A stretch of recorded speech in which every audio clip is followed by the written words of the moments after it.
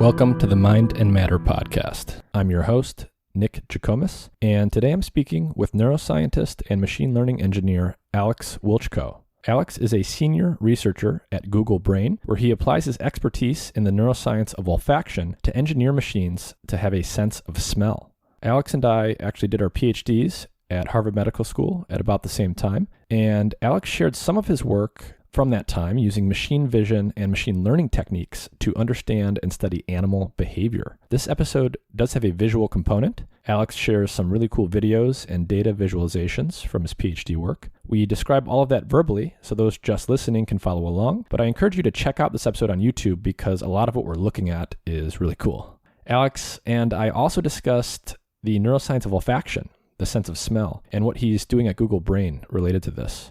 We also talked about Alex's thoughts on different topics in machine learning and artificial intelligence more generally, and we discussed his experience moving from academia to the tech sector, as well as his entrepreneurial activity related to a machine learning startup he founded and helped sell to Twitter just a few years ago. As always, if you enjoy the content here, please like, share, and subscribe to the podcast. That includes the audio-only version on podcast directories that you might be using, as well as the YouTube channel. We also have a Patreon, so you can go to patreon.com and support Good Chemistry there for a monthly donation that's as little as $2 or $3 a month. And we also have a community at goodchemistry.locals.com. And at either of those places, you can gain more information and access to me in the form of seeing upcoming guest lists and having the option of asking questions. And with that, here's my podcast with Alex Wiltschko. Today's show is brought to you in part by Dosist, an all-natural cannabis company specializing in dose-controlled cannabis products made with plant-based ingredients. To learn more about Dosist, their products, and where they are available, please visit their website through the link in the episode description.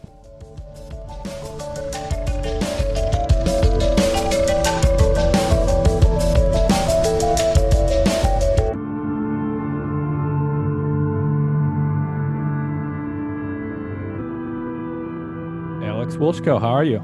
I'm doing pretty well, Nick. How's it going? It's been a while. Yeah, it's been a while. So Alex and I, for everyone who's listening, we went to graduate school together. We did a PhD in neuroscience at about the same time. I think you were 1 year ahead of me. Mm-hmm. And Alex had some of the coolest work that I saw come out of the labs at the time. And that's a lot of what we'll talk about. But just to start with, can you just give everyone a rundown of who you are, where you're working, where you're living? What do you do? Sure.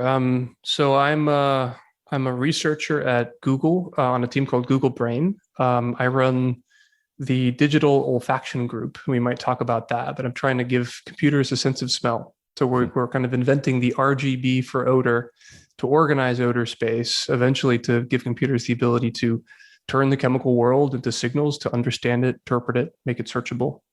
It was a long road to get there.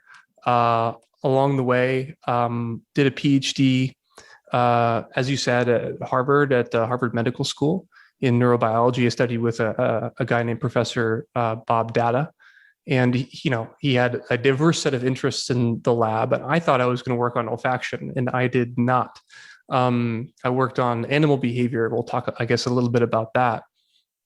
And, in the course of that PhD, ended up wanting to understand what animals exactly were doing. And the story of how I arrived specifically at the way that we did that is an interesting one, I think.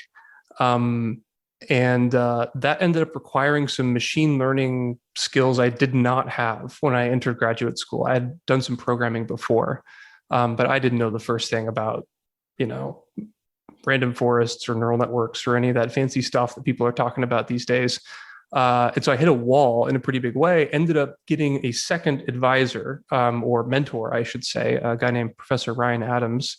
And he kind of initiated me into machine learning over a couple year intense period. And I worked with a guy named Matt Johnson there too. Ryan ended up founding a startup around some totally separate technology called Bayesian optimization. The startup was called Wet Lab. And we worked on that kind of nights and weekends for, I guess, a year and a half. And then we sold that to Twitter. If you have watched Silicon Valley, there's a episode where Jin Yang invents an app to identify whether or not you're looking at a hot dog or not a hot dog. Then he sells it to Periscope, which was a subdivision of Twitter at the time. And they use it to identify NSFW or not safe for work content. And you can imagine exactly what that might be. Turns out that's a true story. And it's actually, it's two companies that formed that storyline, MadBits, which preceded us at Twitter, and then WetLab. Because what we did was basically work in the sanitation department of the internet of Twitter. And we cleaned it up and identified things that people might not want to see.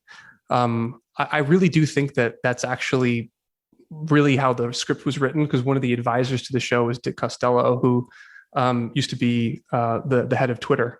So that's just a little fun tidbit there. And then moved to Google after about a year and a half of kind of doing, pretty intense industrial machine learning work on the internet, and did some computer-y stuff at Google for a bit. And then ultimately ended up back doing biology, just kind of on a lark, and grew and built the team working on digital olfaction over the past 2.5 years.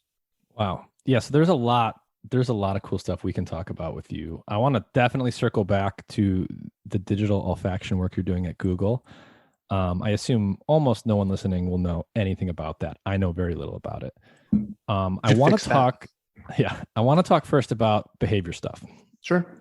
So you were doing what we might call computational ethology. You were studying using machine vision, machine learning techniques, and computer science stuff to understand animal behavior. So to sort of paint a picture of the general field of the neuroscience of animal behavior for people, can you just give us a general sense at a high level? What are some of the major questions being pursued in the neuroscience of behavior today? What are neuroscientists thinking about when they study behavior? So I'll caveat all of it by saying I've been out of that field for, I guess, 5 or 6 years. Did publish a paper in 2020 on it, but that should have been published 5 years before. So I wouldn't have considered myself a practitioner, even though it did come out while I was at Google. So the question to me was, and still is, what exactly is behavior?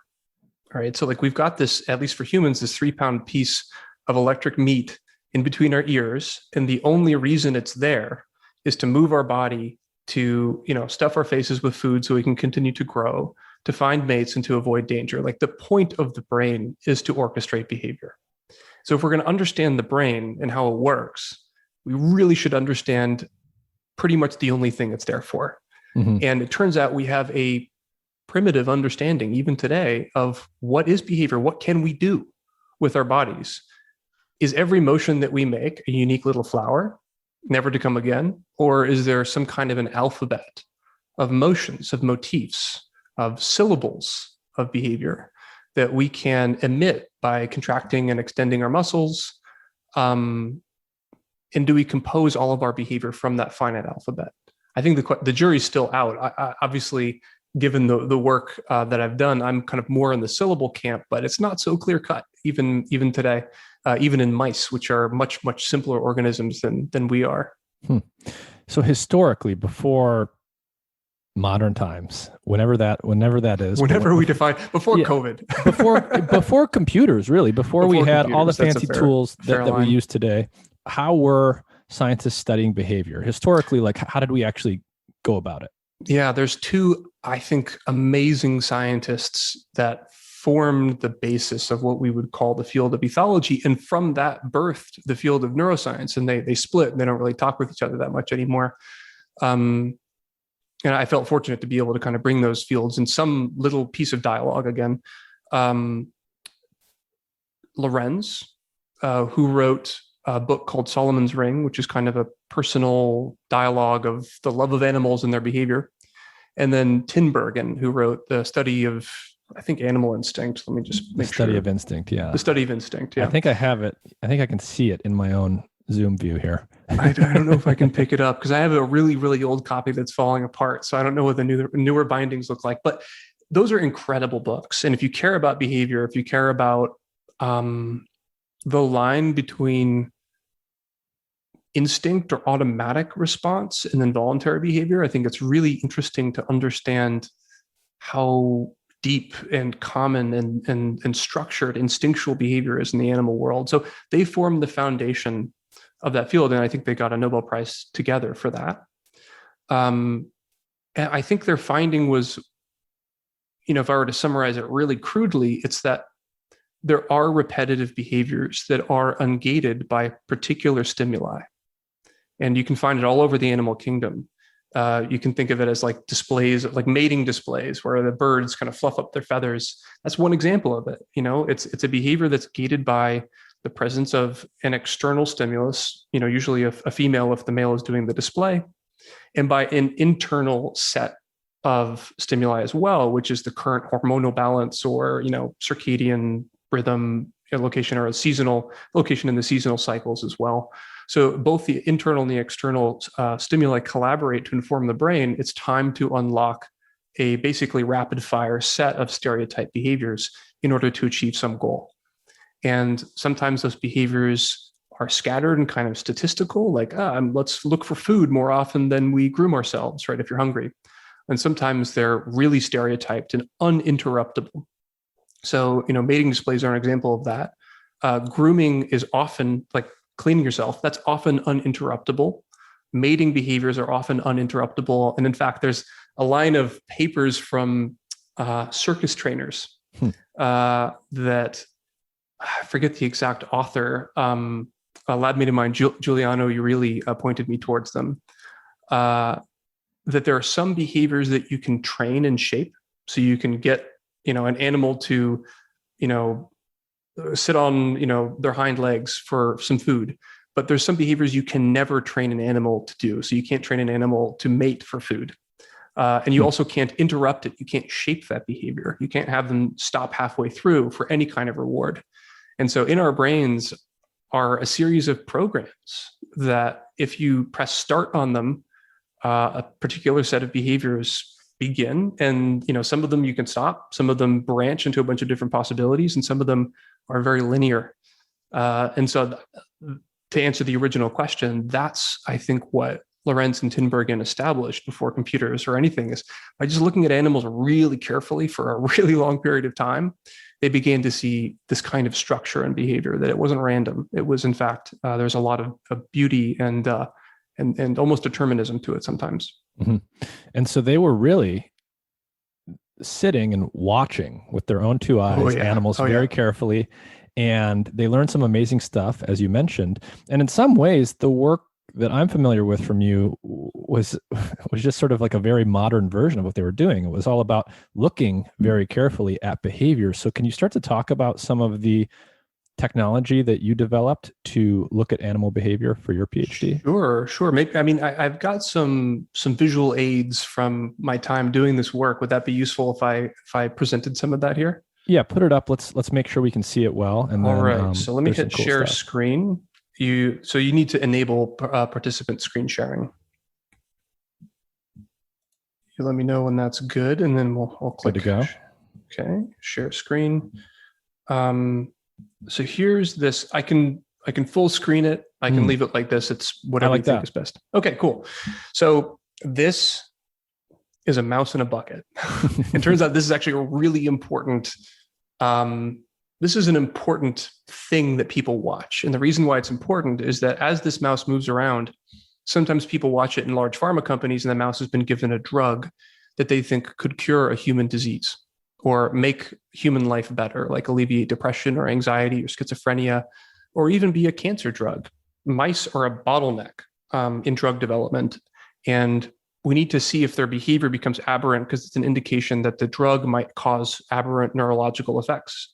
And if we want a neurological effect, we need to be able to actually assess that that's occurring before we put it in humans. We need to de-risk it. Mm-hmm. This is a really critical step. The way people tend to do it, or were doing it more often when I started my PhD, is they turn the mouse into a dot and they follow where that mouse is.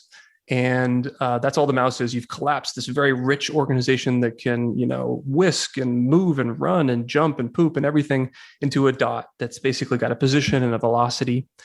Or alternatively, people do what Lorenz and Tinbergen did, which is watch the animal very closely, right? Count the number of times it grooms with its right paw or its left paw, count the number of times it rears, all kinds of very granular stuff. That's basically a human opinion of what matters to the mouse. So for people that have only the audio version, we'll try to explain what we're looking at very carefully. But if you are interested in this stuff, check out the video version on YouTube because you'll actually get to see what we're seeing right now. So Alex literally just showed us a movie of a mouse walking in a bucket. And now we're seeing a view where we're seeing it through a machine lens where software has basically just turned the mouse into a dot. And we're just watching the position of this mouse scurry around. And it looks like a little kind of Brownian motion particle just kind of bouncing around a circle. Doesn't look smooth or anything like that. And it turns out that if you give a mouse a drug, you can affect how fast this dot moves. And that can actually be a useful indicator of whether or not your drug is working or not working or has an undesirable side effect, something like that. So if you gave the mouse like an amphetamine, it would probably start moving around faster. It would go around faster. And I'll show you some data that indicates that is indeed the case. So, what I was assigned to do very early in my PhD was watch mice in these kinds of buckets. And we had some specific experiments we were doing, but basically I was relegated to a dark room 8 hours a day, and mice are nocturnal. So we put them on a reverse light dark cycle. So I'd get up, it'd be light for a little bit. I'd go into a room that was dark. I'd work, handling these mice in a dark room for 8 hours, and I'd leave and it'd be dark. And I felt like we could be doing better. And so really this, what I'm about to show you was an invention of necessity. I just thought, man, I don't need to be in this room. And a dot is just not enough information. And so what I ended up doing is going to Best Buy, and I bought a Microsoft Kinect, like those things that you can point at you so you can play Dance Dance Revolution or whatever, and it tracks your motion. Turns out inside of that camera, there's a lot of really interesting smarts. There's actually a depth camera that will tell you how far away each pixel is measured in centimeters. It's a depth camera. And so I pointed that at the mouse, and what you're seeing here is the same mouse running through this bucket, but there's a heat map, there's a color map on the mouse where when the mouse's nose goes up, it gets red. And you can see the contour of the spine. You can see that the edges of the mouse, which are closer to the ground, are in a cooler color. This is a representation of the actual 3D shape of the mouse's body. You can tell it's actually a mouse now. If you showed this to someone and you didn't tell them it was a mouse, they'd be like, oh, it looks like a little mouse running around. A little rodent thing. It's just like psychedelically colored, but it turns out that's data, right? And this is something that for one reason or the other just hadn't been tried. I think part of it was that the Kinect was kind of new. I had on the side been hacking on Kinects with my friends to like build cool art installations and stuff. And so that's kind of where the actual link came to try this out. And, what we did is a little bit more computer vision and machine learning to identify the head of the mouse. And so now what I'm showing is the same mouse running around. The color scheme is slightly different, but indicates the same thing. And there's a lollipop that's kind of seems like it's glued to the top of the mouse, and the head of the lollipop is at the head of the mouse.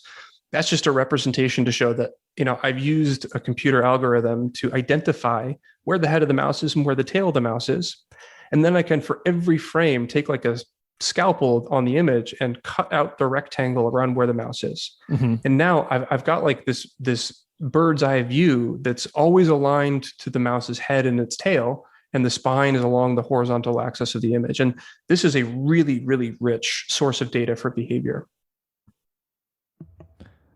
So Xbox Kinect, it's a depth camera. It's looking at a mouse in a bucket, and you can already tell so much more than we could before. So you basically have precise moment-to-moment knowledge of exactly where the animal is, how fast it's moving, whether or not it's rearing up or looking down. And is that about it at this point?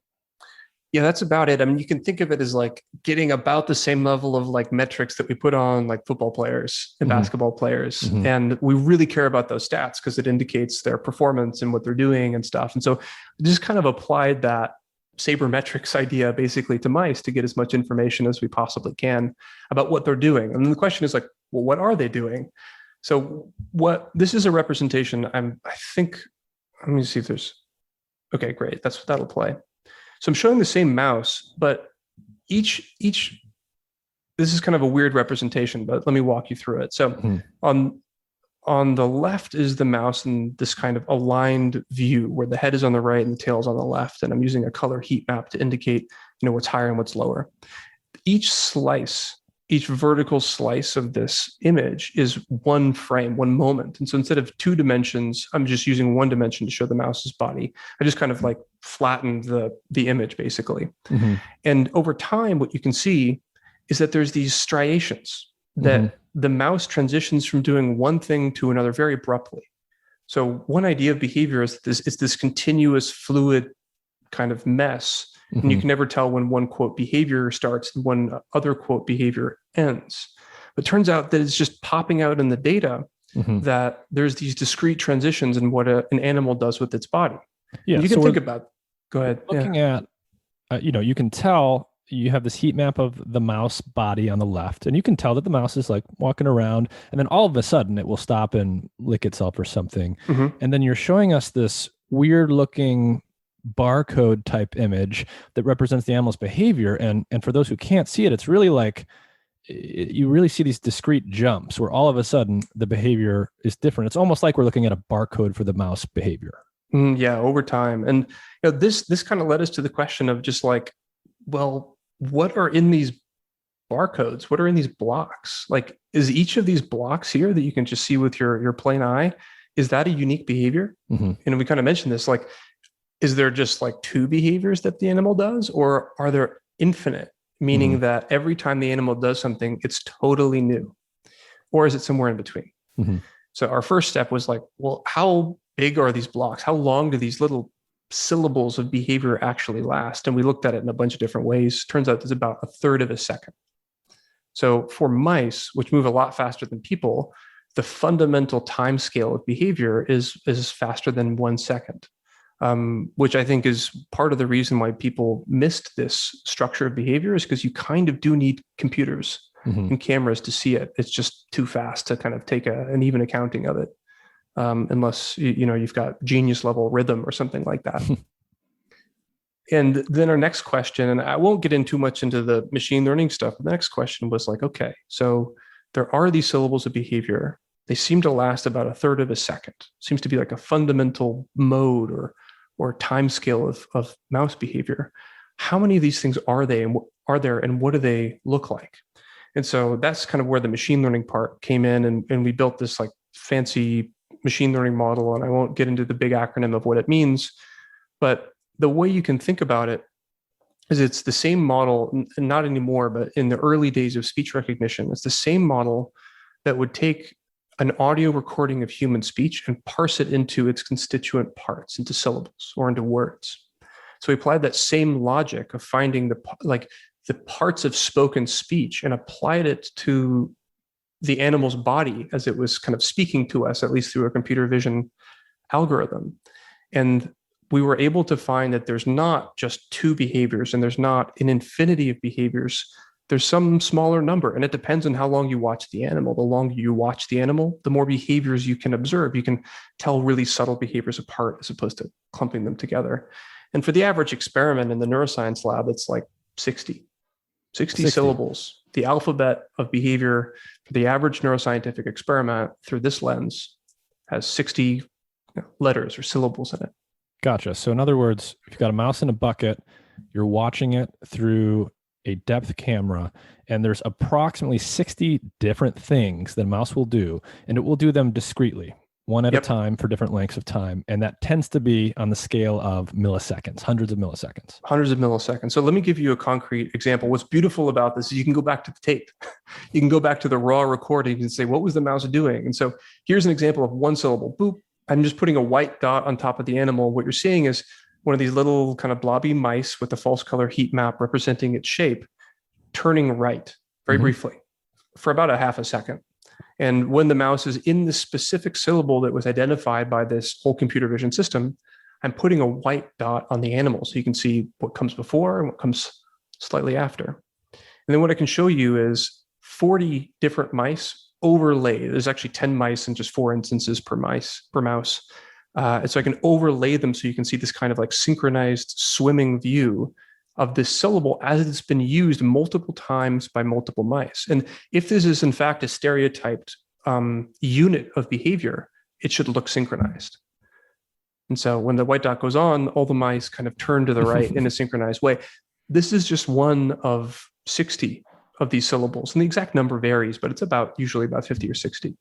So these are kind of this is like my all-time top hit syllables. I love these little behavioral motifs. So here's a kind of a stereotyped sway walk that the mouse does when casually crossing the middle of the bucket.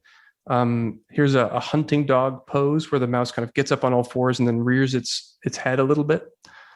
This is rear and turn, where the mouse gets up on its hind legs and then puts its nose in the air and then falls to the right, if I remember that correctly. Yeah. And then run, forest, run. This is one of my favorites, where the mouse, from a kind of almost a slow walk, just darts really quickly. There's a lot of these. And it turns out that if you count how often the mouse does each of these behaviors, that can form kind of a fingerprint, right? In the same way that if you listen to someone's audio and you do, there's lots of ways of processing it, but you can do what's called the Fourier transform, and you can figure out what frequencies people tend to talk about, and you're kind of collapsing, or tend to talk at. You're kind of collapsing. Could be 3 seconds of speech, could be 30 seconds, could be 3 hours of speech into one small description of, is my voice high? Is it low? What are my harmonics? So it turns out you can do something similar with these syllables, just count how often each of them are used. And you might imagine that under different circumstances, different syllables might be used differently. So for instance, if I'm playing tennis or running, there's certain motions I'm going to do with my arm that I'm not going to make a running motion when I'm sitting at my desk taking meetings all day. Mm-hmm. So you can imagine that the position that you place yourself in, the context, is going to affect these things. Maybe your genetics will affect these things too, how often you use different behaviors.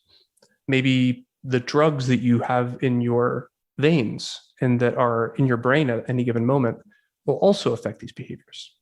So that's kind of the hypothesis that we were working on. Is we did a lot of work that I won't necessarily go into unless you think it's of interest to your listeners. But suffice to say, like, what we were able to create was this kind of behavioral fingerprint that summarizes behavior in a really information dense way, in the way that a barcode summarizes, what it's representing. Is it, when you scan a barcode, you get what exactly the product was, how much it costs, who shipped it, all kinds of things. And then here, this barcode is telling us everything that the mouse has been doing with its body and how frequently. So you've essentially, you're essentially doing what people like Tinbergen and Lorenz were doing on steroids. You're using computers and technology to automatically parse all of the little individual behaviors that mice are doing when they're just hanging out. Different types of mice do different things based on their genetics and based on other things. And you can automatically come up with this so-called barcode that distinguishes different types of mice based on their behavior. What about, you mentioned earlier how often, so much of the medicine that we take as humans is first tested on mice and other animals. So what are the sort of applications for this type of behavioral analysis for things like drug testing? Yeah, so this technology was commercialized in a company called Syllable Life Sciences, and that was later acquired by a separate company. And they're actually actively putting it to use to try to develop new drugs. And the idea of what came before is this. So we actually talked about this a little bit. So usually when you give a mouse a drug, you measure something about the mouse as a dot, right? So how fast is it going? And so on the screen, I'm showing kind of distribution. Actually, let me skip to the next slide here. I might measure how fast the mouse was running on average, or what the distribution of its speed was. And so, here in this red curve is if, me giving a group of 10 mice each dose of methamphetamine. And mice turn out to run faster when they've been given a dose of methamphetamine injection versus when I give them fluoxetine, which is not, it's kind of, well, it's not a stimulant. And so here's an obvious difference. Like, the only thing that I did to these mice, which are otherwise genetically identical, born at the same time, raised in the same way, look identical. The only difference is I, put one drug in one set of mice and put a different drug in another set of mice. And you can tell the difference in that drug. You can read out the drug almost by looking at properties of its behavior. This is really crude though.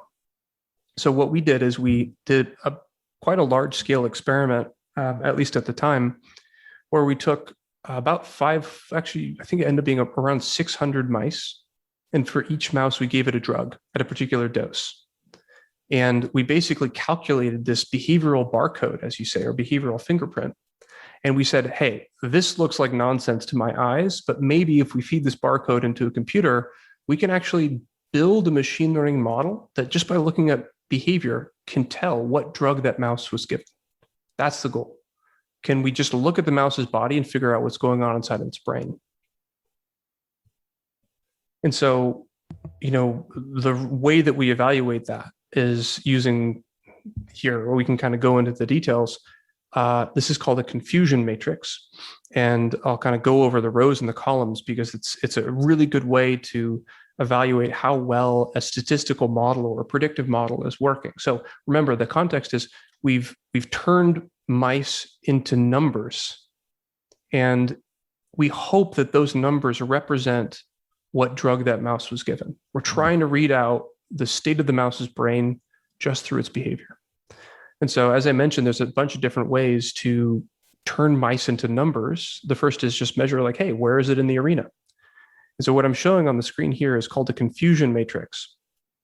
And on the columns and on the rows, there's labels: antidepressant, antipsychotic, benzodiazepine, control, SNRI, SSRI, stimulant. Those are different classes of drugs, broad classes that can encompass many specific drugs.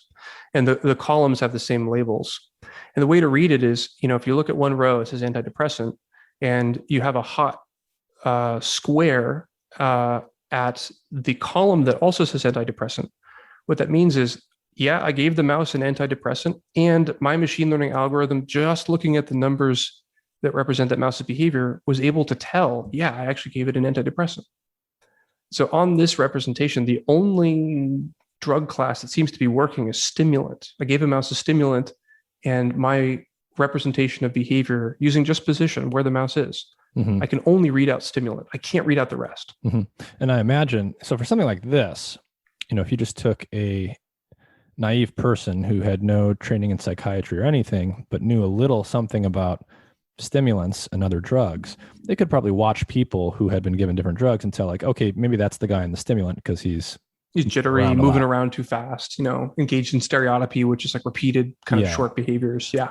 I imagine that the computer vision tools that you're using allow for much more subtle parsing of things that we can actually see with our eyes. Do you have examples of that? Yeah. So if we use our kind of behavioral fingerprint using this algorithm, we get a confusion matrix that tells us that for every drug class that we have in our data set, we can read it out.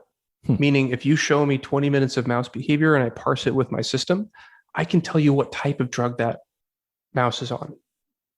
And this is this was an astonishing finding to us because like the only thing we have access to is the outside of the animal as it's moving around. We're not doing any chemical assays of its brain, but yet we actually can tell what's going on inside of its brain, at least to a limited degree.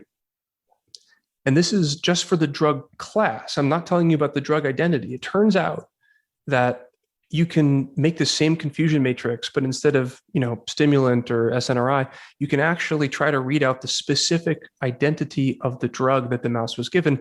You can do that with this technique as well. Meaning if you have some set of 15 or 16 drugs like we did in this data set, and you give a mouse that drug and you don't tell me what drug that is, I can just watch it using my system and tell you exactly what drug that is. And beyond that, you can actually do it down to the dose. So if you give a mouse a drug at a high or a low dose, we can read that out too. And that indicates this is what we've built is a really powerful representation or summary of behavior that allows us not just to understand how behavior is structured, which is a really kind of interesting basic question in ethology, but it's useful. You can portion behavior into its pieces, sum them back up again, figure out, over 20 minutes, what was the mouse doing on average, and then use that to actually say, and this is how the mouse's behavior has been altered. And we've used this methodology in a couple different regimes to understand mouse models of autism, mouse models of OCD, whether or not a given drug for autism actually reverts the specific disease phenotype, the specific things that are changed in that disease or not. And this tool, I think, is still living on in the data lab and elsewhere, and also in industry. And people are actively using it to kind of find new treatments and understand disease more deeply. You have the video of the fox urine experiments? Oh yeah, wow, that's a blast from the past. I actually think this one's it. I think that this is. I spent a lot of time with this box in the dark. This is kind of where it all started. You might actually have been in the room when I first presented this data at the HMS PIN seminar. I think I was, yeah. So it's going to be a video of 10 mice, and I'm just showing the contour of their body. So they just look like little squiggly ovals. And behind them is a heat map of where they're usually spending their time. And I built this box over many years. It does something simple. It seems stupid, but it's actually important for understanding how odor changes behavior. What it does is it's got 4 compartments, 4 equal size squares that are put together to make a bigger square. And in each of those squares, I can control the odor that the mouse smells in that square using vacuums and tubes and all kinds of stuff. And what I'm doing is I'm pumping in the smell of fox butt. So it's TMT, trimethylthiazolene, and it's a metabolite that foxes can't help but make as a result of being meat eaters, if I understand correctly. And because all predators and prey are constantly engaged in basically chemical warfare. The predator is trying not to give themselves away, so is the prey. Mm-hmm. And they're trying to figure out, okay, what's the advanced notice I can get? What sniff can I get that tells me there's a fox nearby? TMT is one of those weapons in the mouse's arsenal where the fox can't help but make it. And so the mouse has learned to exploit it, to be afraid of it in order to get away from foxes. And so in this video, you can see a bunch of mice moving around. Well, importantly, you said the mouse has learned that, but this is innate, right? It's innate. I should say it learned it over evolutionary time. Yeah. Okay. And it turns out that these mice that we use have been inbred for about a century. And so they're a little bit less afraid of this molecule than they might have originally been. But nonetheless, they still have over 100 years of having never seen a fox. In their brain, somehow encoded in their genome, is a relationship between this molecule smell and a desire to run away. Mm-hmm. So as I play this video, you can see mice moving around. There's no fox smell. And then at a certain point, I will introduce fox smell in the, I think it's the bottom right. Yeah. And you can see mice aren't spending any time there. They're going to the edge of this little quadrant and then darting back. Some few bold ones are actually traversing it, but most are kind of entering and then leaving. So this is kind of where all this whole line of research started, was like, gee, I'd like a better way to describe fear, mm-hmm. basically, rather than just where is the mouse relative to this odor source. Mm-hmm. And we kind of took it overboard a little bit in building the methodology to explain that. So if we come out of the screen share now, I want to use this as an opportunity to talk a little bit about olfaction in the brain a little bit, to give people a sense for some of the stuff there, because it's really cool. So you were in a lab studying olfaction. Can you talk a little bit about why olfaction is, I don't want to say special, but how is it different from things like vision in terms of why it's interesting or still mysterious in many ways? Do you know what Moravec's paradox is? No, I don't. So I think it kind of encapsulates why olfaction's been a difficult nut to crack. So Hans Moravec was kind of a philosopher in the 20th century. And he raised this paradox, which is basically to ask the question, why are some things that are so hard for us so easy for computers? And why are some things that are so easy for us, like walking across the room blindfolded and then opening a door, which no robot can do today? Why is it so hard for us to program computers to do those things? And the explanation and rationale that he gives is that the things that are hard for us have come on the scene very, very recently on an evolutionary timescale. And so they're a struggle because we're not yet evolved to do them well. Mm-hmm. And the things that are super easy, evolution has been cracking on for hundreds of millions of years, like moving or looking or hearing. Those are trivial for us to tell, a forest fire from the smell of a fruit. Easy. Turns out that there's no electronic noses that can really do that reliably. And the reason I think is that evolution has spent a long, long time solving that problem on behalf of all terrestrial species. And so for us to waltz in and think, oh, it's so easy for us to do day to day, and then believe it's going to be easy for us to replicate on a computer, that's the paradox. It's not easy. And so smell is evolutionarily much older than any of our senses. And you can see that inside of the brain. It's got its own VIP entrance into different parts of the brain, into the hippocampus, which is responsible for memory, and into other areas of the brain that are responsible for like fear and things like that. So the sense of smell goes directly from the nose to an area of the brain called the olfactory bulb, which you can think of as kind of like the retina, I guess, of smell. And then from there, it gets to go right to memory and skip all the other things that are occurring inside of the brain. So for instance, every other sense has to go through a small piece of tissue in the brain called the thalamus. And so there's a way station. So the experience of touching my own skin of my own face actually takes longer to reach certain parts of my brain than sniffing. There's just fewer synapses between the direct sensory experience and its availability to the rest of the brain. And if you just actually go look at the part of the cortex that's responsible for smell, it looks evolutionarily very old. It looks closer to like what happens in lizards than it does in the rest of mammals. There's fewer layers in the piriform cortex, for instance. So humans, at least when we think about like dogs, people always talk about how good dog smell is, but in some sense you can imagine that it's really more that humans are really bad at smell. Is that true? Have we sort of lost? It's a myth. I think it's a myth, and there's been some research I think really puts the nail in the coffin. There's some great research from a guy named Noam Sobel, and what he has shown is not only do we have a pretty good acuity in detecting molecules. I mean, the smell, just as an example, the smell of natural gas, which you've probably smelled. Natural gas has no odor, but we by law add in a type of molecule called a mercaptan. We can smell that in parts per trillion. That's the equivalent of like one eyedropper droplet in an Olympic-sized swimming pool. I mean, amazing sensitivity right between our eyes. This postage stamp-sized piece of tissue called the olfactory epithelium, which is more sensitive than nearly every laboratory piece of equipment that you can get a hold of. I mean, my cell phone camera is a pretty good camera and approaches the resolution of my eye. I don't know exactly what the resolution of my eye is, but I have no problem looking at a picture that I took on the iPhone and zooming in and still having more resolution than I can handle on a big screen. But we don't have anything like that for smell. Do humans have any innate, like hardwired smell associations the same way that the mouse has the fox urine association built in? That's a great question. I think it's an open question.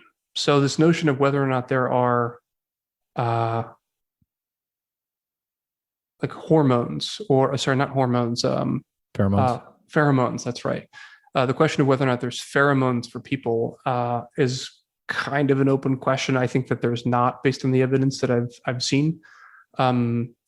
There's kind of like a strict academic definition of pheromones, which is that if you smell it, you have to do something. You're kind of like your brain has received a signal and you now must do something. And I don't think that humans have that.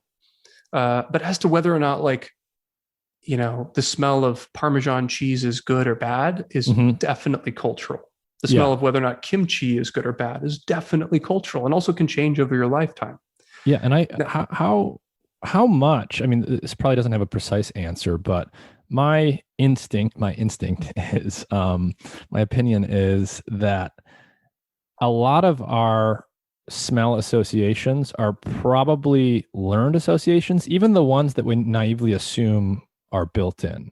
Like, I think if you ask the average person, do roses smell good? They would say, yeah, that's maybe built in, that's natural. Or does sewage smell bad? Well, of course, it's just built in. But do you have a sense for, do you think most of our smell representations are actually modulated by our experience? And how plastic are those? How easily can they be changed? Yeah, I mean, as you say, there's no precise answer, but when you're very, very young, what smells good and bad isn't quite formed yet. And so whether or not poop or pee, smells bad isn't formed yet. You'll notice that by the behavior of very young children. that are kind of insensitive to things that we would think they shouldn't touch or shouldn't put in their mouth, right? Mm-hmm. And you begin to build these associations over time, either through, reinforcement from adults in your home or in your social group, or through actual experiences, like you ate something that smelled a particular way and then you got real sick. Mm-hmm. That's also a very quick way to build odor associations. But then there's something that I've become interested in that's a little subtler, which is smells don't occur all on their lonesome in the world, right? You'd have to build a very constructed environment in order to miss out on some of the patterns that exist. And, for instance, when you smell a rose, you often smell the grass that it's been planted in, or you smell the dirt that it's been planted in as well. And so we're always forming these associations that are kind of linking together in a web that tell us like, oh, if I smell this, I'll probably smell this other thing. Mm-hmm. And along with that, we're building associations to experiences and expectations. Like if I smell the products of the Maillard reaction, there's probably baking bread nearby. There's all these chemical reactions that occur that require certain precursors that are important to us, right? So the Maillard reaction takes sugars and amino acids and forms these nice smelling compounds that are, responsible for baking bread smell, for, a searing steak. I mean, really, really nice stuff. That smell itself is not nutritious, but it's really, really indicative that there's delicious nutrition nearby. Mm-hmm. And so we are these association machines in a way, and our sense of smell has learned in ways I don't understand to build these associations that I smell this, it must mean something's nearby. It must mean something useful, something harmful, something, interesting. And we kind of construct associations on top of the basic sensory percepts. Mm-hmm. One of the things that comes to mind here is I know that a lot of people in my world, in the world of cannabis, for example, have trouble doing certain forms, certain sensory studies. So the cannabis plant produces a lot of volatile compounds, just like all flowering plants do, that smell really interesting. A lot of them smell really good. Some of them might not smell so good, but different combinations of these molecules produce different sensory perceptions in people. And there's a lot of interest in sort of mapping out what the logic of that is, like which combinations produce which smells. And a lot of people who just try and do this naively, I think, run into a wall right away, which is you give people a bunch of cannabis strains, or you give them formulations with, precise chemical contents that are known. And you find that the results you get when you ask people like to describe it are sort of all over the place. And it turns out that, even if people smell the exact same thing, and even if we assume their percepts are the same, they talk about it differently. They don't have the same vocabulary for discussing it. And so I'm wondering if you could maybe comment on this, and it could be a good segue into your work at Google. If it's so difficult in humans to sort of map the perception to the stimulus because people talk about it in such different ways because of all these other associations they have, how do you think about this problem in the context of some of the digital olfactory work that you're doing? When I was in kindergarten, I had a Crayola crayon box and there was like 64 crayons in it, and each of the crayons had a name. And I learned, over the years to associate certain colors with certain names. And my vocabulary, I probably can name, 200 colors. I'm making that up, but not 1,000. Probably can't name 1,000. I can name more than 10.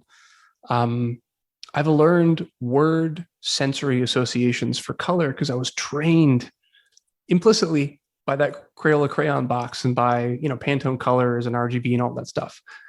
Same with sound.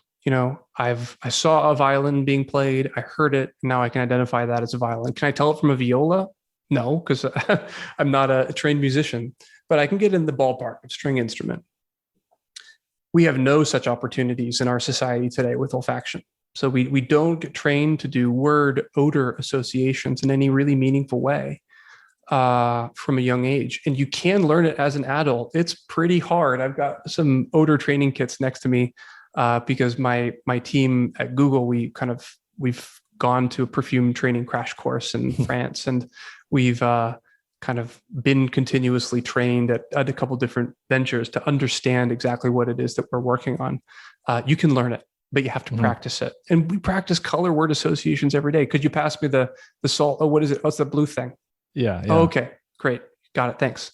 But we don't say, okay, could you pass me that? Oh, which one? Oh, the one that smells like lily of the valley. So what? Oh, like muguet, like the lily of the valley, that smells. What are you talking about? It's like the dryer sheet smell. Oh, the dryer sheet. Okay, got it. Yeah. But as you say, it is learnable. My understanding is when people do these, perfume training courses or other sensory studies, the way that you do them to actually get results that are meaningful is you first train people to just use certain words as descriptors, and you say this base molecule is this smell. This is what we're referring to as this. You start smell. with the template. Yeah, 100%. And then you got to train yourself on that template. And so that's part of the work that I've been doing in my group in collaboration with some academics as well, is can we train people to be reliable at delivering labels of odors? And the answer is yeah. And we'll be publishing that research later this year, along with some interesting validation of that. Going to actually find smells nobody's ever smelled before, these molecules nobody's ever smelled before. It's an interesting needle in the haystack experiment where we used a machine learning model to go find interesting molecules, and I'll have more details about that a bit later this year. Interesting. Can you speak at all about, so if the idea is to give machines a sense of smell, just like they already have a sense of sight, right? Like we're on a Zoom using call it right now. Like we've got cameras. That's the machine version of our eyeball. What does the hardware look like for a machine to detect molecules floating around in the air? So look up. I'm actually probably sure you've got an eNose above you. It's a smoke detector. And that's one simple version of an electronic nose. It's only got 2 notes to it. It can detect usually carbon monoxide and carbon dioxide. Some can do more. Inside of a camera, there's a couple different technologies that people have historically used to turn photons, light, into digital signals, like voltage changes or current changes. And so the book's not quite closed on how to actually turn photons into digital signals. For odor, it's even more open. So DARPA in, I think, the late 90s, funded a program to build electronic noses to detect mines, because there were still landmines in former areas of conflict, and kids would step on those mines and they'd die. And so the initial motive of building an electronic nose was to clear minefields, because rats can actually smell mines, and so can trained dogs. But we'd really like something that wasn't living doing that work. And so that spurred a whole set of innovation. And then it went away because the funding kind of stopped briefly. And then there was another DARPA initiative to build electronic noses. And so those two basically competitions or funding spurts willed into existence a bunch of different ways of turning the chemical world into digital signals. And I think today there's about a half dozen feasible ways of doing this. They're wildly different in how they work. And in order to kind of describe them, we'd have to get really nitty gritty. But suffice to say, it's way, way, way earlier than cameras are. Definitely earlier than microphones are, because we don't really know how smell works in the first place. We need an odor theory in order to even interpret the signals that come off of these devices. And then the devices themselves, not case closed there. And so what my group focuses on is what we think is the first step, the first prerequisite, which is, what's the RGB for odor? And is there just 3 numbers that describe an odor, or is there 60 or 600? We don't know. We think we've got a first draft of this RGB for odor, and we published a white paper on it and described a little bit of it. Now we're putting it to use. But we think that odor is not as simple as vision, in that there's more than 3 channels. We think there's 100 or more. And we think that you need this odor space in order to effectively build an electronic nose, because if you've got signals coming off of some piece of hardware, what do they even mean? Like, what are they telling you? You need to convert them into an understandable format like RGB in order to tell what it is that you're smelling. So that's the problem that we're working on right now. As much as you can mention, I love that you brought up the smoke detector example, because it's this everyday object. I didn't even think about it before you mentioned it. But that is like a really simple, hardware nose. What once someone builds a better machine nose, what are some of the major areas of application that we think are out there that would be immediately useful to humans?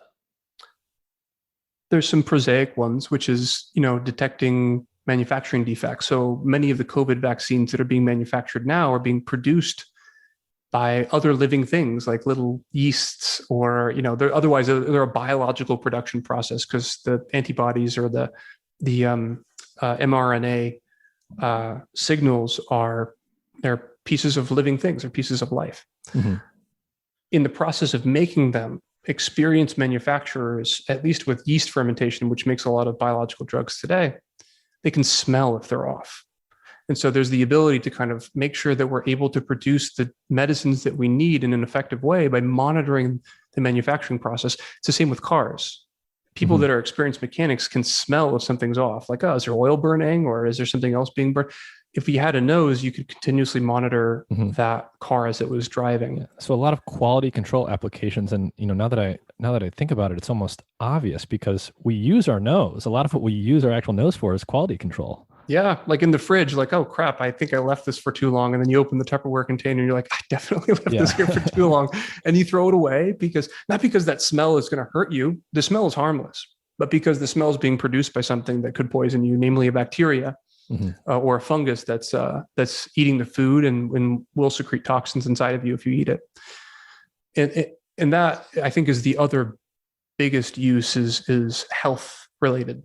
So the tradition of smelling and tasting things from patients in medicine is extremely old. So the technical name for diabetes is diabetes mellitus, and mellitus means, I think, honey tasting. Because the original way to diagnose diabetes is your pee tastes like honey and your breath tastes or smells sweet.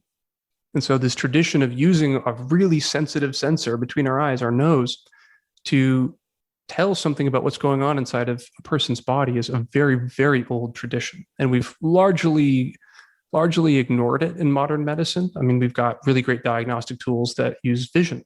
And they use hearing or ultrasound as an extension. This could be a really simple, non-invasive way to actually do diagnostics. And we know that it will work. If we can build it, it will work, because there's a whole slew of papers out there, each with their own little flaws, but together I think amount to very convincing and persuasive evidence that COVID-19 is smellable. There's a recent article out actually showing that bees can be trained to smell COVID-19. Dogs can smell COVID-19. Dogs can smell Parkinson's disease. So can people. Actually, there's a story of a woman, I believe from Ireland. I'm not going to get it right. It's either Ireland or the UK.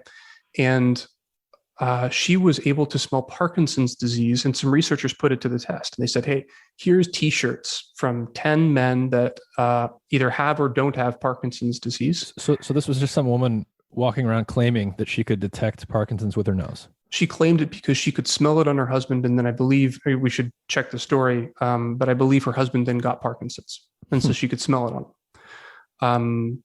So she did this test, and she was given something like 10 T-shirts. And she said Parkinson's, no Parkinson's for all 10 of them. And the researchers graded her. And it turns out she got about 90% of it right, 9 out of 10. And she said, I don't think I got just 9 out of 10 right. I think I got all of them right. They said, no, actually, this person doesn't have Parkinson's. You said that they do. Oh, wow. They followed up. That guy got Parkinson's. Oh, wow. So she was able to detect it before the doctors could. Yeah. Wow. And so there was actually follow-up studies. I've got to go get these papers because I was actually talking about this earlier today. And they actually tracked down what it was that she was smelling. It turns out there's this waxy substance your skin secretes called sebum, and it's secreted on different parts of your body, but it's secreted on your back as well. And inside of the sebum is a molecule that seems to be more prevalent in people that have or are developing Parkinson's disease. And they believe, based on that study, that that's what she was actually detecting. That's just one molecule of kind of a bouquet. And so it might be that you need all of these different molecules at different ratios in order to diagnose a disease.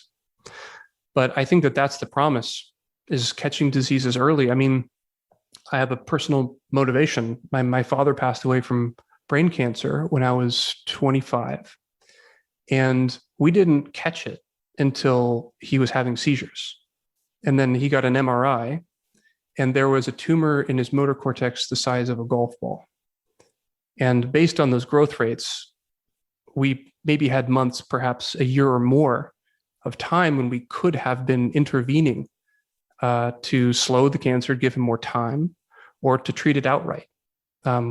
But in the first place, it's difficult to treat that specific kind of cancer because it's difficult to catch it early. And you get in this catch-22 of like, well, how can you, like for Alzheimer's, how can you treat a disease when you don't know they have it until they're too far gone? Mm-hmm. And so I think that's also part of the promise of building better diagnostics using smell is we know that people smell differently in different disease states. You know, our mouths and our skin are kind of like the exhaust pipes for a car. You know, what's coming out of it doesn't tell us everything of what's happening in the engine, but it certainly tells us something. Yeah. Wow. I mean, that's fascinating. I want to back up. And so you've had this very interesting trajectory, I think. So we've sort of touched on a couple different pieces of it. You're working at Google now. You did a PhD at Harvard. You did this really cool machine vision work. When did you first get into computer programming? How old were you? 3, 2, I don't know, really? Very young. Yeah. I mean, I was always around computers from a very young age. And everybody growing up always asked me like, oh, are you going to go, work on computers? You're going to be a computer scientist or a computer programmer. And I was like, what? It's like asking a fish about water. And so I had interests that weren't necessarily just computers, but I always was playing with computers, programming computers, making things. And so I never thought I'd make a career out of it. And in a way, I still kind of am not. Like I'm a biologist that wears a computer scientist costume by day, I guess. And I should mention, this intersection of the life sciences and of computer sciences, like I've just lived at that slice for, I guess, 20 years now. And I don't really want to live at any other intersection because there's still so much promise and possibility. And if I may be so bold, I'd recommend if you care about that intersection to listen to a podcast I do called Theory and Practice, which I'm a host of that with a fellow named Anthony Philippakis, who's the chief data officer at the Broad. And this is something that we put out with GV. So he's also a venture partner at Alphabet's venture capital wing. And so we kind of explore this intersection with like really interesting people. So we just talked with David Altshuler today, actually. That episode's coming out this Thursday. So kind of the founder of modern genetics and statistical genetics and stuff.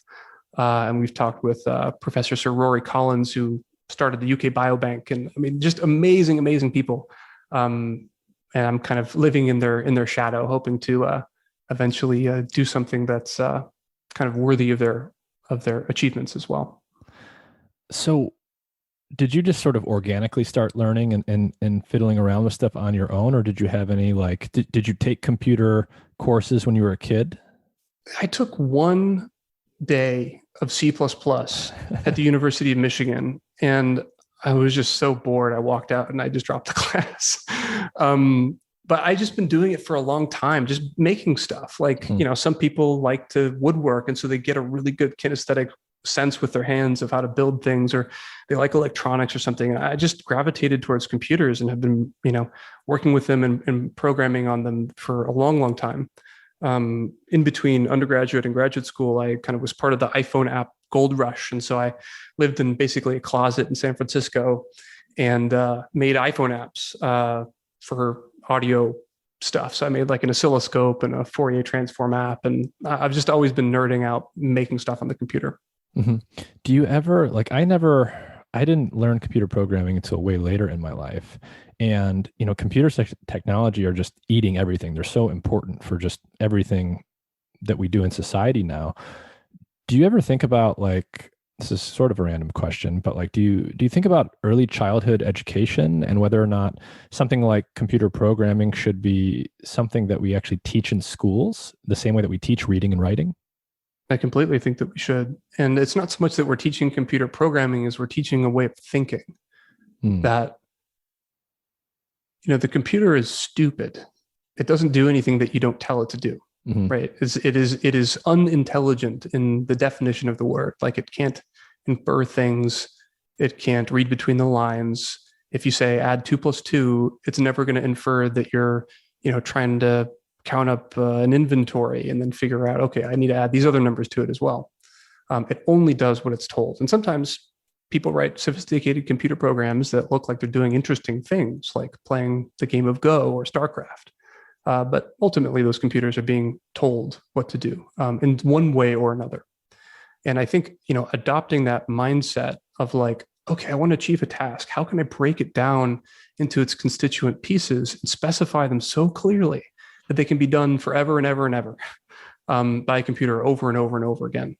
And I think that way of thinking is going to become really important going forward. I mean, it already is. And I think we'll see a generation of people, I hope, that kind of take it for granted. I want them to take it for granted. I want them to, call me an old fart and say, like, I don't want to hear your days of before computers, could recognize images or smells, old man. Like, I want them to assume those things exist and then do amazing things on top of that. Mm-hmm. So you mentioned that, our machines are stupid. A lot of people use the term, the term artificial intelligence is so widespread now that, two people using it are often referring to very different things. So on the one hand, we have these artificially intelligent, quote unquote, computer systems that are able to do things like play the game Go and things that are very sophisticated. And yet, as you've mentioned, they clearly aren't able to do what our own human brains and minds can do. Do you have any thoughts on what some of the essential differences are there? What is it that allows our brains to do some of the things that even our best computer systems can't do yet? Well, if I could answer the question, I'd be looking into that very deeply and making interesting new algorithms. But I think what you highlight is important. The first thing you mentioned, which is artificial intelligence, is a term that people don't use precisely because it's not a precise term. It just generally means let's try to make computers smarter. It's a field of scientific study. A subfield of AI is machine learning, which does have a precise meaning. So if you hear AI and machine learning used interchangeably, sometimes that's okay. But machine learning is probably the term that you want to use. And that refers to the field of study or of practice where you're trying to get computers to solve a task by showing them examples of how that task was solved. That's like a subtype called supervised learning, but that's most of the applications you'll see today. And so ML, I think, is it's a fixture in, I think, industry. It like really works. And there's this question then of like, well, are we approaching human intelligence? As you say, like the program that can play Go can't drive a car. It can play chess because it's been trained on both Go and chess. But it can't read a sonnet and tell you why it's interesting or beautiful or what it's referencing. You'd have to build a separate system for that, and you probably could. And as for why our brains are so much more capable, I don't know. I mean, one thing that I'll mention is, we've built these computer programs under radically different constraints than our brains have evolved, right? Mm-hmm. So our brains have to be powered by things we put in our mouth. It's wild, right? Like it's an incredibly powerful processing machine that can survive under incredibly diverse circumstances, much more than a computer can, and can make more of itself. I mean, really incredible constraints that this thing is under. Computers are not. Computers can be powered, by, more than just food. Mm-hmm. And so they have more kind of raw processing power available to them. And also, if you think of intelligence as an object of study, I don't really know how to define intelligence, but imagine you're studying it the same way you're studying aerodynamics. If you understood aerodynamics and you built something to be aerodynamic, would you arrive at a bird or would you arrive at a plane? We've arrived at planes, which look very different, but still exploit the same fundamental properties of aerodynamics that birds do. Planes just don't hop from tree to tree because they don't need to. They hop from airport to airport. And there's a whole support staff that loads them and unloads them and learns to fly them and everything. It's a very, very different ecosystem built around our understanding and instantiation of aerodynamics.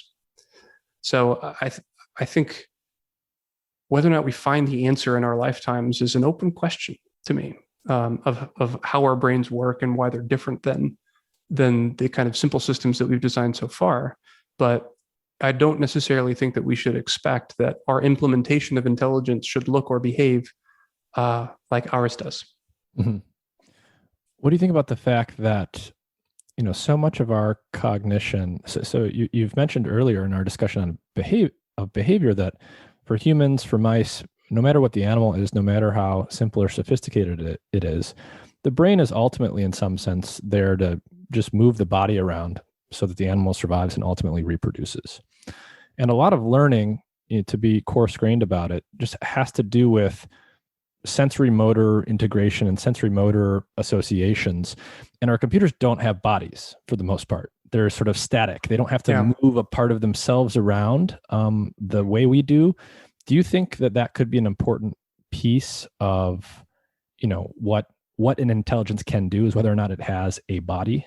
That's a great point. I mean, Bruno Olshausen, who's kind of is one of my scientific heroes. I think he's a luminary in theoretical neuroscience and also in machine learning. He gave this talk. It must have been 8 years ago. I forget. It was in Toronto. It was at a conference called CFAR, and he basically raised this question, which is like, our robots are really dumb. Like, he showed an example of a little bug called the jumping spider. And this jumping spider actually has eyes on a swivel. It's got 8 eyes like spiders do, but it's got 2 that can actually like look left to right. And it's got this weird retina that's like a patch that's up and down. And it can plan. It can look at a 3D maze of little interlocking bars, figure out where the food is, and it can look around, sit, and then make 1 jump or 2 jumps and actually get to some food goal. It can do 3D planning. And it has a whole body that it needs to move around and feed. And in that tiny little body, it's able to perform computations that, whole data centers are currently unable to do. Because our computers don't have bodies that they need to solve these problems with for the most part. I mean, there's robots, of course, and robots and algorithms collaborate to produce, an entity that can move around. Mm-hmm. The other observation where I think this is my personal opinion, where our robotics is askew from how life is solving its problems, and this is an observation from David Cox, formerly of Harvard Neuroscience, I think now at IBM. He made this point to me that stuck with me, which is our bodies are dramatically oversensed and underactuated, meaning for every little bit of ability that we have to move our bodies, there's many, many times more abilities to sense what's going on around us. Where we have way more sensors than we strictly need. If you're thinking in terms of like control theory and engineering, we have way, way, way more sensors than we would need to actually move around. There's something fundamental about that I don't think we understand. And I think if we're going to, again, my opinion, if we're going to build intelligent embodied systems, like systems with bodies that can move around and do stuff, I think we need to examine the miracle that is our sensory abilities. I mean, like, look at your hand. It's waterproof. It can sense hot and cold at a pixel resolution of like less than a millimeter or something like that. It can sense sharp touch, vibrational touch, soft touch. It can tell if I'm blowing on it because it's a combination of a change in temperature and also a slight change in pressure. I've got hair, some people don't. I've got a lot of it that can detect small deflections as well.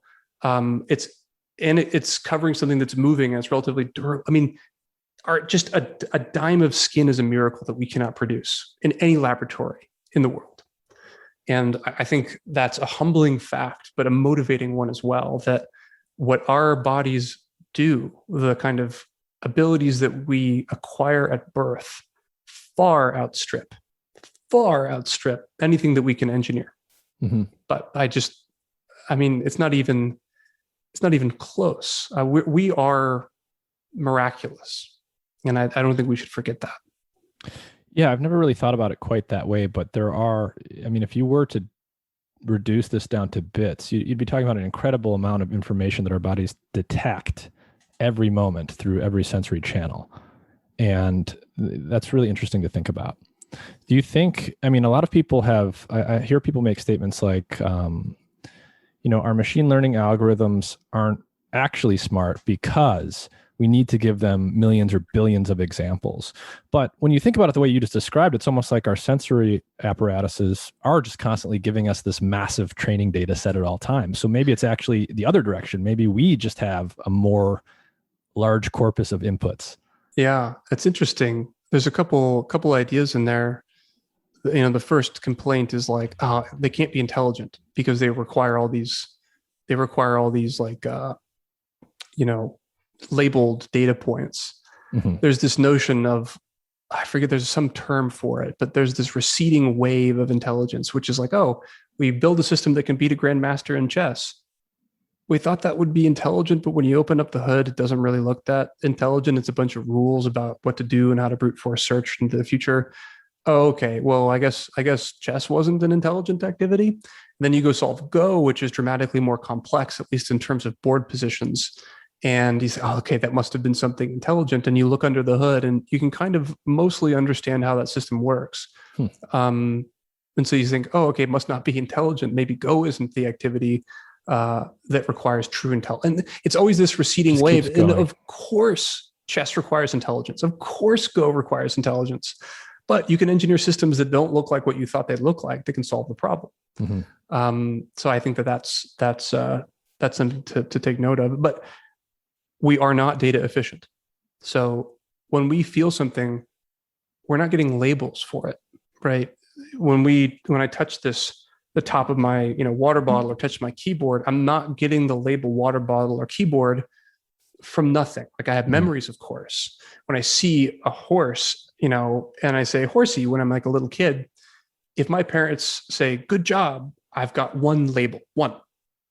But the thing is, kids can then look at a camel and say horsey, and their parents say, no, that's a camel, not a horsey. And then they learn, they never make the mistake again. There's not really that capability existing to that extent in machine learning today. So it is a valid criticism, and it's an area of active exploration, which is how can we be more efficient with the data that we learn, so efficient as to kind of match our own human learning abilities. And we're not there yet. I want to shift gears a little bit. So you've always been dealing in technology. You've always been interested in computers.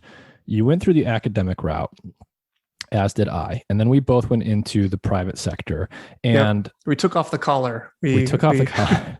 Well, I want to talk about this. I was talking about the priest collar, not the constraining collar. But it's the academy. It has certain rules. And right. if you leave, it's difficult to come back and all that. Yeah. And people ask me about this all the time, especially people that are still in academia that are thinking about this. And as far as I can tell from the analytics, there's probably a solid number of like people in the PhD student postdoc world that listen to the podcast. How do you feel about your trajectory in terms of do you ever miss the research world? I'm sure you do to some extent. Would you ever go back, or do you feel like you enjoy where you ended up more than if you had stayed in? I didn't know how to say it at the time because leaving was actually really difficult. Mm-hmm. It felt like I was leaving. I mean, I had an identity built around being, doing a PhD, maybe being a professor. That was a part of me, how I saw myself. It was very difficult to leave that behind. I'd be curious to hear what you felt. Actually, maybe just how was your experience departing? Because you went right from academia into a startup, which is the deep end. Yes.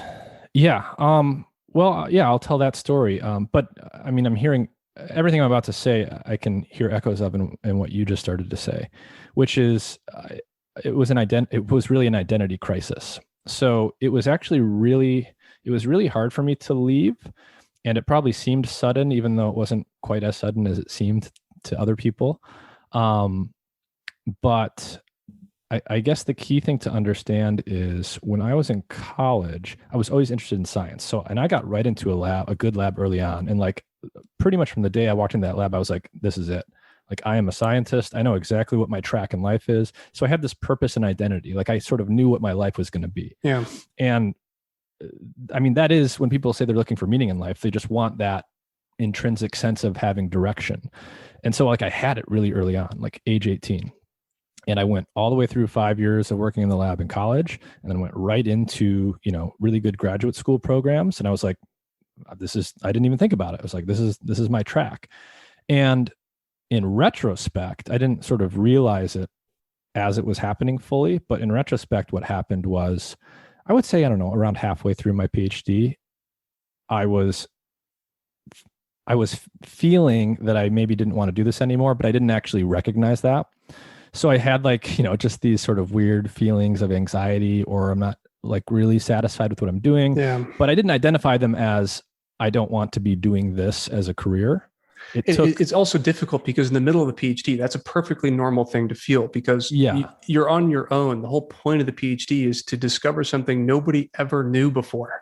Mm-hmm. And if that doesn't make you want to shit your pants at least a little bit, right, you need to check your attitude. That should be humbling and anxiety inducing, at least in part. Yeah. And so in some sense, you should feel that, knowing that, even if you're going to get past it, especially if you stay on that track. And so I was sort of grappling with that without really articulating it to myself, because of this, it was my identity. And I think just people don't want to have a sense of their identity dissolving, which is more or less, I think, what was happening. So it was tough for me to leave in that sense. And I definitely miss aspects of it. I'm definitely an sort of academic person. I love just reading and talking about interesting stuff, which is sort of the fundamental motivation for going through that track. But, now that I've come out of it and I can sort of see it from a different perspective, I wouldn't choose to go back into it. That's, I guess, the bottom line. Yeah. Not that working in the private sector is better in every single way. It's not. There's trade-offs and it's just different. But I would say I'm glad I went through it. I'm also glad I left academia. I think a lot of it has to do with, I think, to be a successful scientist in the academic world, one of the toughest things about it is you have to become good at things you are absolutely not interested in doing. You have to become a very good bureaucrat, right? If you want to be a successful scientist, and if you love science enough that you can also do that, that is just the nature of the beast with our current institutions, structured as they are. But I think I eventually just came to realize, no, I don't want to do that. I just don't want to do that. Yeah. I mean, I think your experience mirrors mine in a lot of different ways. I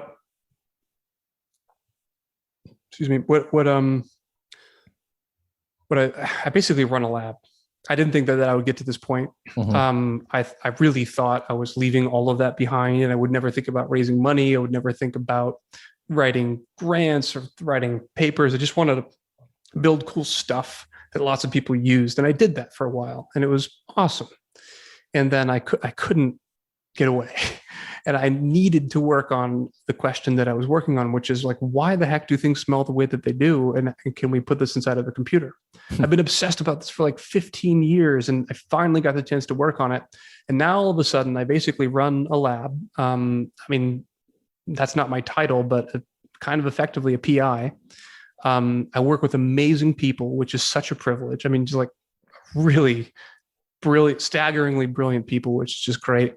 And I raise money. I mean, the way it works at Google is I don't write an R01 to the NIH, but you don't just get free money at a company. You have to, make a good case for it and ask permission and things like that. And it ends up taking the form of a proposal in some form or the other. And so, I ended up doing all those things just inside of a company as opposed to academia. But I came to it on my terms, and I came to it after a 5-year hiatus. And I don't ask and try to answer any other question than the ones that I'm interested in, which isn't just I know how privileged I am. Mm-hmm. It's just awesome. And I'm happy for it every day. And as for whether I would go back, maybe.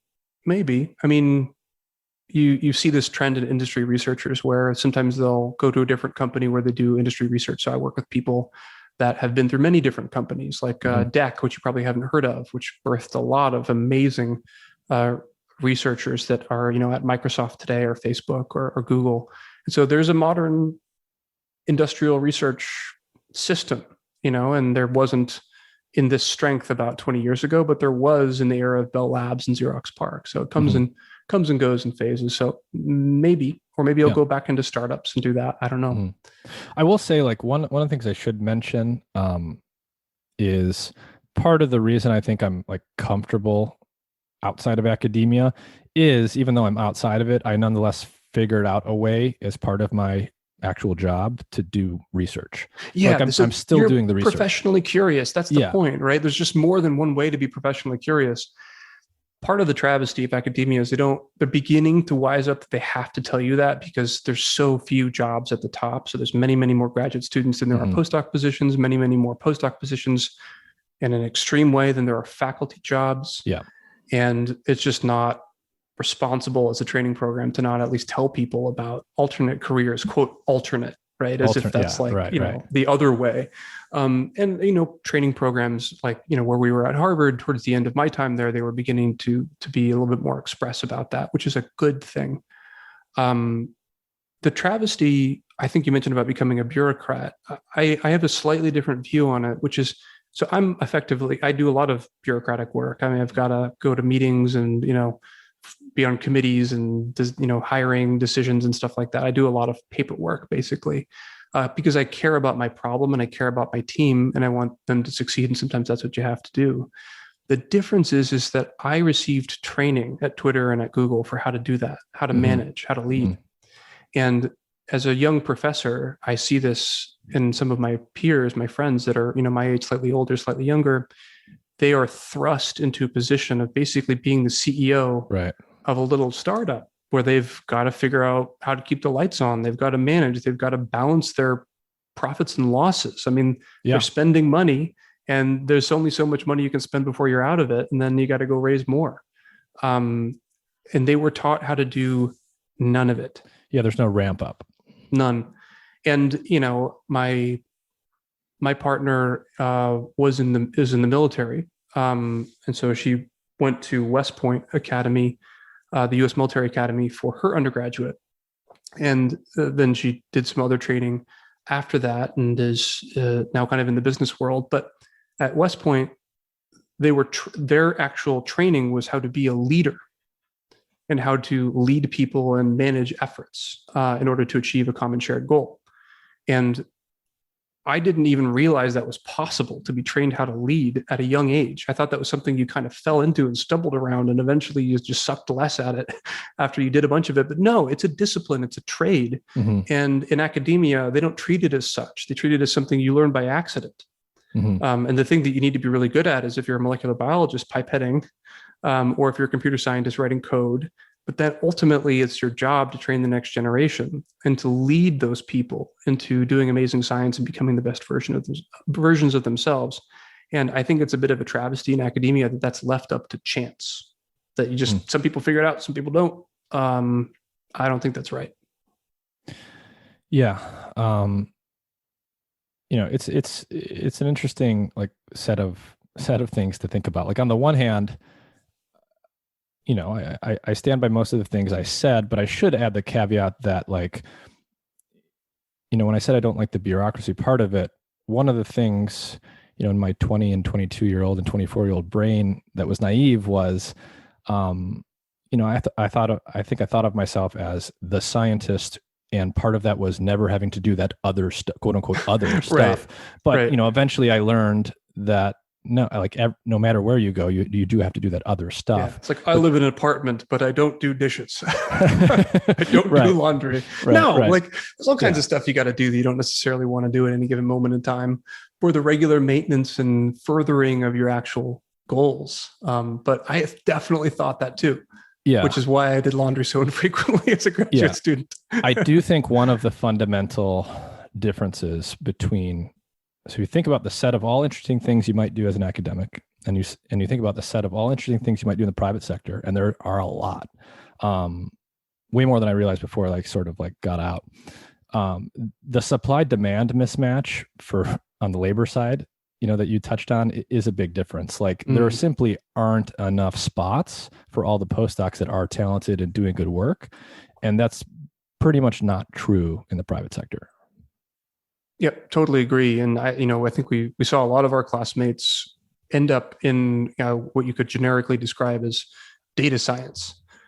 And that's because, at least in our little line of work in neuroscience, we had to analyze some data. And it turns out that analyzing some data and kind of slaving away at that is super valuable. And we learned kind of by doing, and so like developed a valuable skill set. And, our classmates as a cohort ended up actually, being pretty valuable in the workforce, and they should be valued. We should all be valued for the work that we do.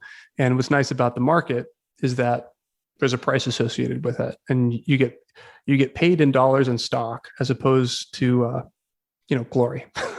Yeah, that's a good way of putting it, as opposed to glory. I do want to ask you, before we run out of time, to tell the story. So you've got this interesting technical background, you've got the biology background, you're at Google now. But before you even got to Google, you mentioned briefly at the beginning that some of the work you were doing with some of your computer science colleagues in graduate school turned into a startup that Twitter acquired. Can you talk us through that story and how that transpired?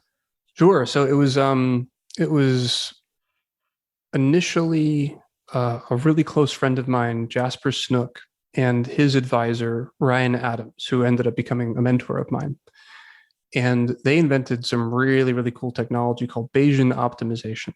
And they didn't invent it, they refined it. And they figured out that they could tune all kinds of things. That sounds really simple and trivial, but ends up being pretty deep. So if you imagine, what's an example? So you might have an example from your industry where you need to make a blend of something, and you got to get the knobs just right on the blend in order to really hit the nail on whatever problem you're solving. And, it could be like, the temperature's got to be just right. Like if you're making coffee, for instance, the grind size has got to be just right. The temperature has got to be just right. The roast time has got to be just right. All these things. And there's a minimum and a maximum for each of those. We call them parameters. And if they're set randomly, that, you're going to get a bad cup of coffee, maybe undrinkable, but if you set it just right, you'll get something sublime.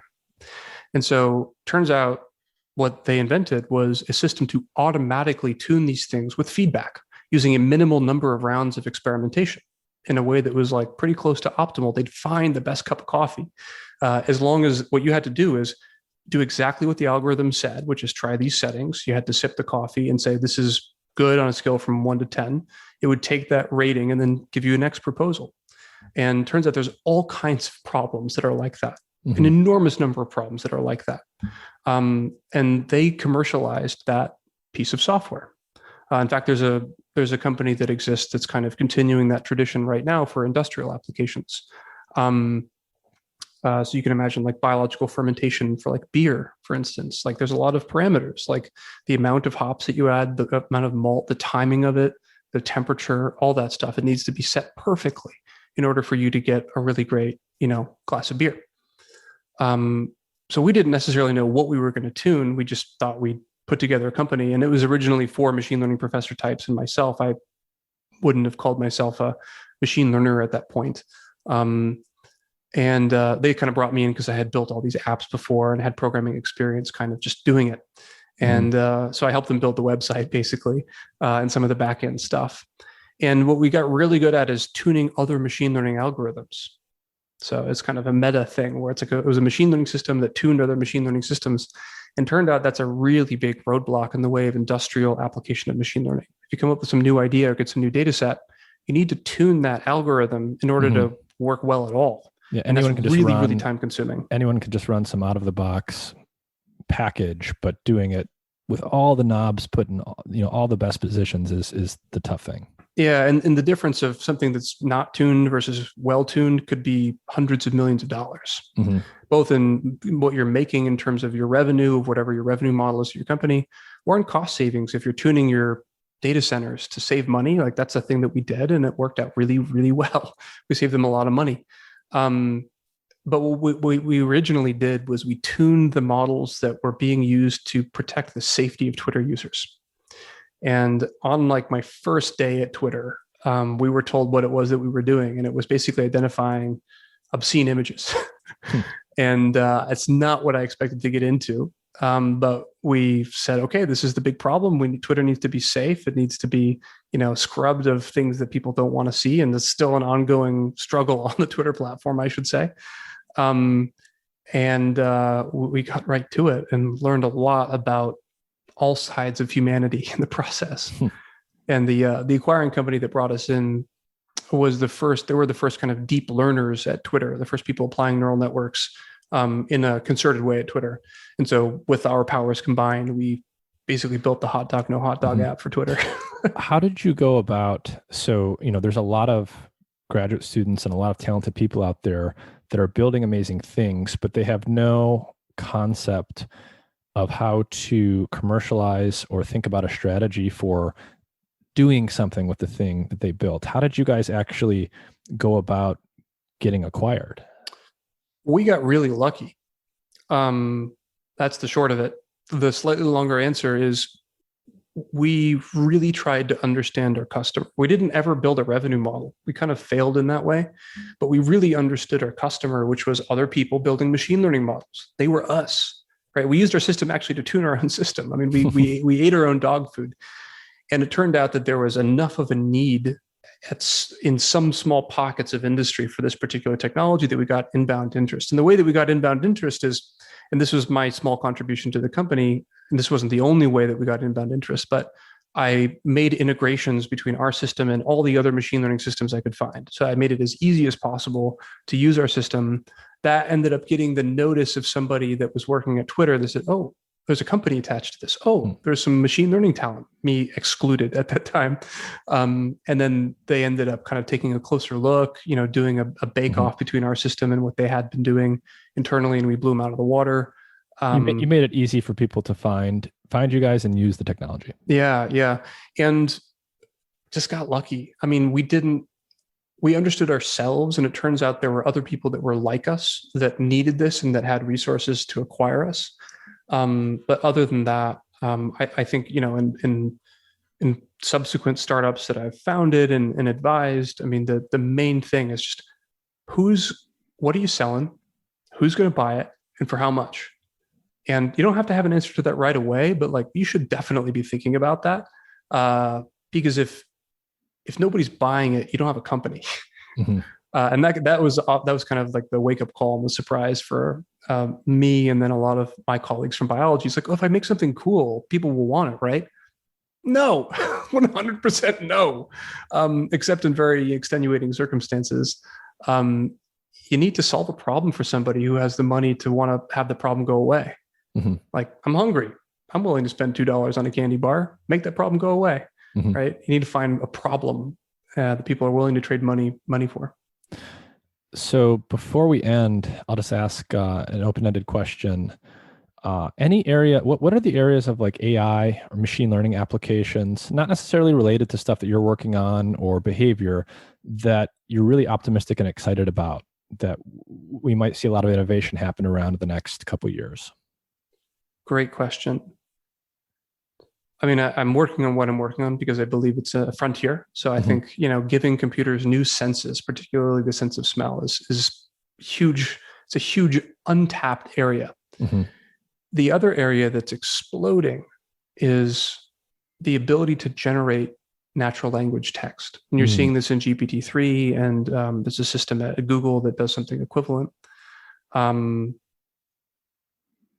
Computers used to be able to generate a couple words at a time that could fool us. And now I think they can generate whole paragraphs, not multiple paragraphs. So they kind of lose the thread in the plot. So I think that's an area of just immense opportunity, is computers interacting with us in a meaningful way using just plain language. Yeah.